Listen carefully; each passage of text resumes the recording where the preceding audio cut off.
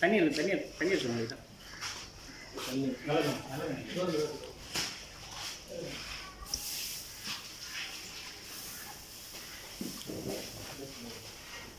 கொஞ்சம் டைட்டாக இருக்குது. அவ்வளோ தண்ணி கலக்கல இல்லை நீங்கள் யாருக்கு வந்தா இல்லை தண்ணியெல்லாம் கலக்கல. லைட்டாக க்ளோஸ் பண்ணிக்கோங்க. அவ்வளோதான். சரிங்களா? இப்போ இவ்வளோ நாள் பண்ணுறதுன்னா பொரோட்டா ஐட்டம் பார்த்துருக்கோம். பொரோட்டா கல் எப்படி இருந்தாலும் அப்படியே தோசை போடும்போது கல்ல சிம்பிள். நான் தோசை போடும்போது பொரோட்டா போடும்போது என்ன பண்ணி யாராவது பார்த்தீங்கன்னா முதல்ல என்ன பண்ணேன்? எண்ணெய் தெளித்தேன். அப்போ பொரோட்டா போடும்போது கல்லில் எண்ணெய் பசா இருக்கணும், எண்ணெய் இருக்கும். அப்புறம் போடும்போது நம்ம அந்த கலர் கிடக்கும், கீழே பிடிக்காத. அதே மாதிரி நம்ம தோசை போடும்போது எண்ணெய் பசை இருக்கணும். கல் எண்ணெய் இருக்க கூட எண்ணெய் பசை இருக்கும். எண்ணெய் இருந்துச்சுன்னா உங்களால் இழுக்க முடியாது. சரிங்களா? ஸோ முதல் நம்ம கல்லோட கண்டிஷன் முதல்ல பார்த்துக்கணும். சரிங்களா? கல்லோட கண்டிஷன் எப்படி பார்க்குறதுனா டெம்பரேச்சர் வைஸ் பார்க்கணும்னா இருந்தாலும் ஒரு கொஞ்சமேப்பா எப்படி சொல்லுன்னு தெரியுங்களா? இந்த இருக்கா தண்ணி எடுத்துங்க. தண்ணி எடுத்து இந்த இடத்துல பார்த்தீங்கன்னா நின்று நிதானிச்சு ஆவியாகும். ஏன்னா இந்த இடத்துல ஹீட்டு கம்மியாக இருக்கும். அதே மாதிரி இந்த இடத்துல பார்த்தீங்கன்னா ஹீட் கம்மியாக இருக்கும். நின்று நிதானிச்சு இதே இதை இந்த இடத்துல பார்த்தீங்கன்னா சடச்சனை வெடிச்சு சீக்கிரம் ஆகிடும். சரிங்களா? வித்தியாசம் இதுக்கு அதுக்கும் வித்தியாசம். அப்போ ஏன்னா இந்த பர்னர் இந்த இடத்துல இருக்கனால இந்த இடத்துல நமக்கு ஹீட்டு அதிகமாக இருக்கும். இன்னொரு முக்கியமான காரணம், நம்ம தண்ணி எந்த அளவுக்கு ஊற்றினாலும் நம்ம இருக்கிறத கரெக்டான ஹீட்டை கண்டுபிடிக்க முடியாது. அதுக்கு பிறகு என்ன செய்யணும்னா ஃபஸ்ட்டு நம்ம எண்ணெயை இதில் அப்ளை பண்ணணும். எண்ணெய் இந்த மாதிரி அப்ளை பண்ணிட்டு இதில் தண்ணி தெளிச்சிங்கன்னா சடச்செண்ணெய் வெடிக்கும்.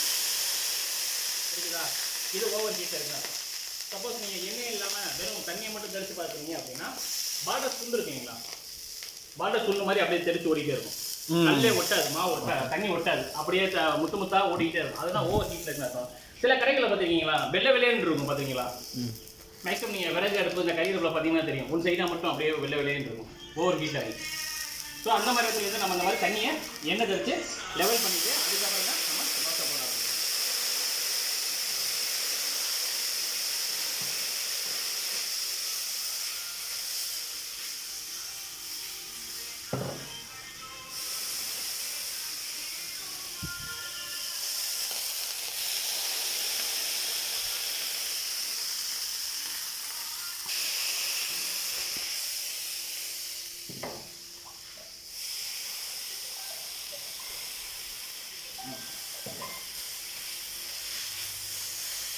அந்த மாதிரி ஒரு லெவல் பண்ணி கொண்டு வந்துடும். ஆனால் இப்போ இதில் நம்ம தோசையும் போட முடியாது. எண்ணெய் பசை இல்லை, ஏன்னா தண்ணி எண்ணெயும் போட்டு மொத்தமாக ட்ரை பண்ணிட்டோம். அதனால் எண்ணெய் பசை அதுக்காக லைட்டாக நம்ம எண்ணெய் இந்த மாதிரி தெளிச்சுக்கிறோம்.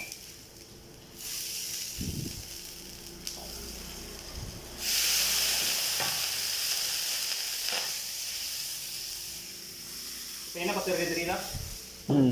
என்ன பசை? கொஞ்சம் ஈரம் விட்டு தோசை பசை அது வந்து இருக்குமே. இப்போ எடுக்கிறோம், ஒரு கப் எடுக்கிறோம், 3 வரல எடுக்கிறேன், வலிச்சிடறேன், கப்பை வலிச்சிடறேன், தோசை மாவு ஊற்றினேன், ஒரு அடி அடிச்சிடறேன், அடிச்சுட்டு கப்பை வச்சிடறேன். இப்போ கல் மாவு கப்பு ஒரு பொசிஷன் இருக்கும், 5 வரல மேலே வச்சுக்கிட்டு அப்படியே நகட்டி கொண்டு போயிட்டே இருக்கணும்.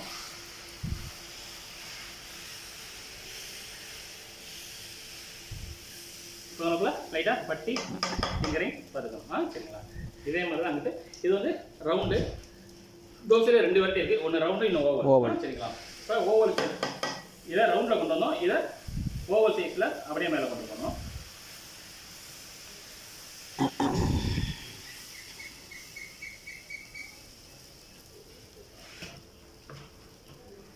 சரிங்களா?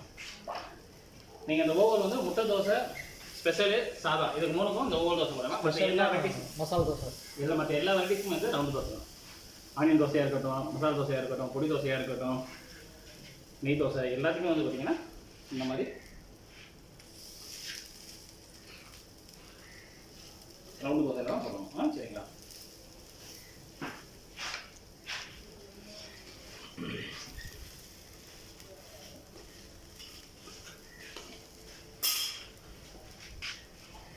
முதல் தோசை போட்டோடனே சைடில் எடுத்து விட்டணும். சைடில் எடுத்துட்டோம். தோசை வந்து சைடில் அமைக்க விட்டுருக்கணும். நீங்கள் சென்டர் அமுக்குறீங்க இல்லையோ இந்த மாதிரி சைடில் இந்த மாதிரி அமைக்கிறோம். எதுக்காக அமைக்க விடுறோம்? அந்த கிறிஸ்மஸ் வந்து நல்ல தோசை வெளியில் வரும். இல்லை சார், முதல் இது வேகாது. தோசை வந்து நம்ம திரி போட மாட்டோம். இப்போ இந்த இடத்துல மாவு கொஞ்சம் ஏன்னா கஸ்டமர் பிச்சை இருக்கும்போது அந்த மாவு பகுதி போயிடுச்சு அப்படின்னா மாவு தோசை வேகலாம் சொல்லி கொடுத்துருவாங்க. ஸோ அதனால் இது ஒரு தோசை, இது ஒரு தோசை. யார் போடுறது? அடுத்த யார்? அப்படியே 2 தோசையாக போடுங்க. சாப்பிடுங்க, எல்லாம் பண்ணிடுங்க.